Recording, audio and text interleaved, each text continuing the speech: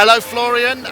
We're here with, well, you're kind of straddling between the MIDI 2.0 and your Bome software, Bome Box booth. First of all, tell me about, because Bomes MIDI Translator has been something that we've used in the studio for years. It's incredibly useful, and you know, that's where you kind of started out, right? Right, thank you. So yes, the MIDI translation software is in use for many years.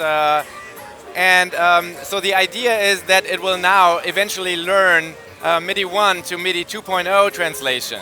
Ah, okay. And we are already showing, or I mean, we've seen this before. This is the Bome Box. Yes, this is the Bome Box, and it'll serve as a MIDI 1 to MIDI 2 translation box, where you can integrate your MIDI 1 gear into your MIDI 2 environment, or vice versa.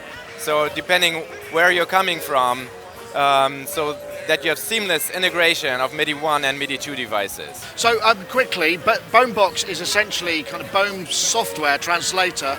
Yes. Embedded in a piece of hardware with MIDI ports, network ports. Exactly. You have USB host, MIDI DIN, and Ethernet MIDI connections, as well as Wi-Fi MIDI for wireless MIDI connections. And it's a sort of MIDI toolbox. It can translate, you know, like a controller into a note value or vice versa, all that kind of stuff. Exactly. You write recipes for it. It was designed for MIDI 2, and now eventually the MIDI Manufacturers Association is finalizing the specs for MIDI 2.0. It's a whole range of specifications covering all sorts of areas, including a new protocol, but also doing property exchange, profile negotiation. So lots of things coming from the MMA. Is that vote happening tomorrow, if I'm right? Is the sort of one of the final votes happening tomorrow? So yes, that's the plan. Of course, it's a vote. You never know what's going to happen, but let's. It's like the United Nations of MIDI, right? It is, yes. But we don't expect a lot of turbulence. Everybody knows the specs internally already for some time. So yes, we are hopeful that very soon we will have finalized, published MIDI 2 specs and can start happening. Well, people are already starting to announce. I mean, we've got the Roland A80 Mark II controller, which says MIDI 2.0, and there's a. So I'm curious, what does MIDI 2.0 mean for the end user? Yes, for the end user, one of the great things is, and that's the core of MIDI 2.0, that you have bidirectional communication. So a DAW can ask a device, hey, what's your name? What can you do? Which channels are you sending on? Give me your list of programs. What are the names of your programs? What are the names of your controllers? What is the controller doing? You know, and you can also tell it, hey, I want to use this profile. So there are a lot of things you can do as a user which previously would not work with MIDI because it was not bidirectional, not as at its heart. Will that still work over DIN, or does it have to be a USB connection now, or RTP MIDI or whatever? Right, so the surprising thing about MIDI 2.0, most of the specifications actually run on MIDI 1.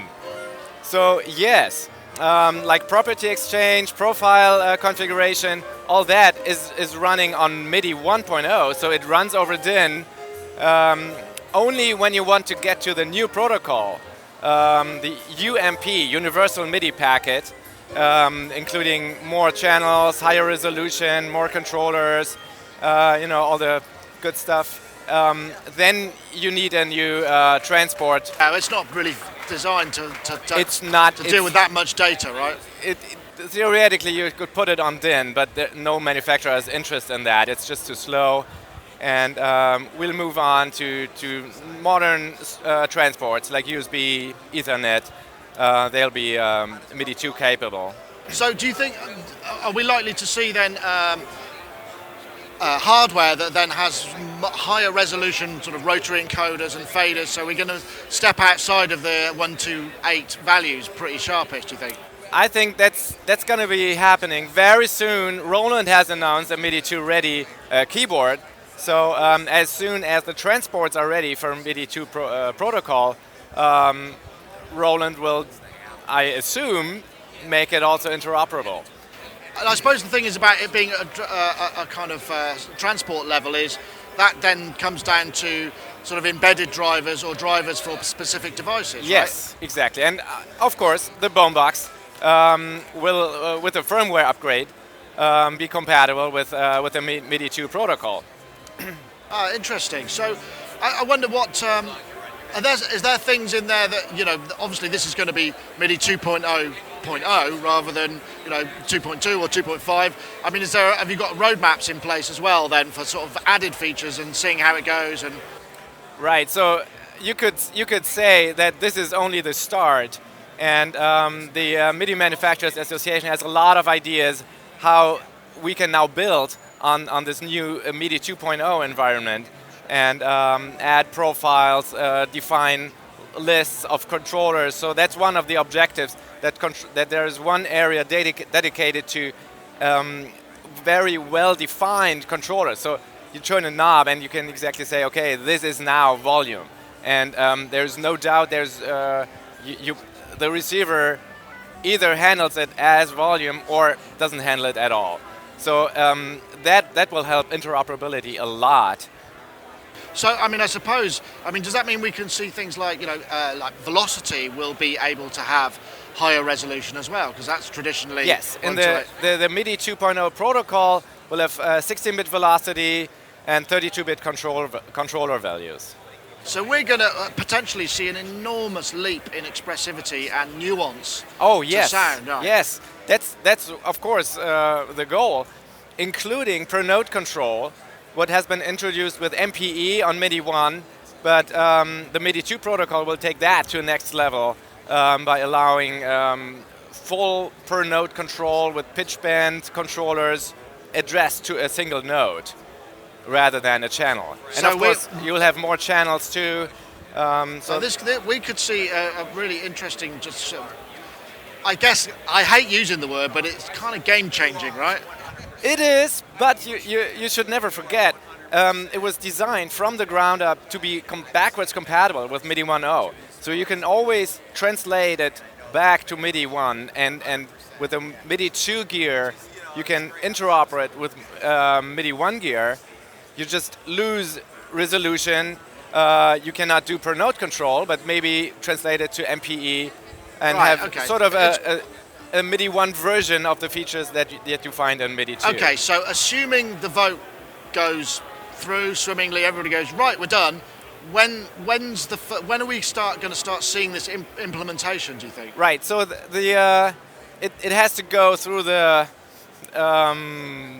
sort of administrative stages, but there's no reason to not publish it relatively soon after the vote. Right. So yes, we can expect the final published specifications relatively soon after a successful vote, and then every manufacturer can join the MIDI Manufacturers Association or AME in Japan and start building MIDI 2.0 products. Wow, it's very exciting. I mean, it must have been a monumental administrative job to pull all this together, because everybody's got vested interest, vested standards that they want to incorporate it. I mean, I'd just like to say thank you and well done on behalf of just the users for getting it over the line. I know it's not just you, obviously, but... Of course, it was a tremendous effort inside the MIDI Manufacturers Association in combination with AME, the Japanese counterpart. Lots of people have worked on it in the last years, or I could say decades, on this new MIDI 2.0 specifications. We're finally here. 2020 is the year. Yes, it is. 2020 is the year of MIDI 2.0. You can definitely say that. Florian, thank you very much. Yes, thank you very much.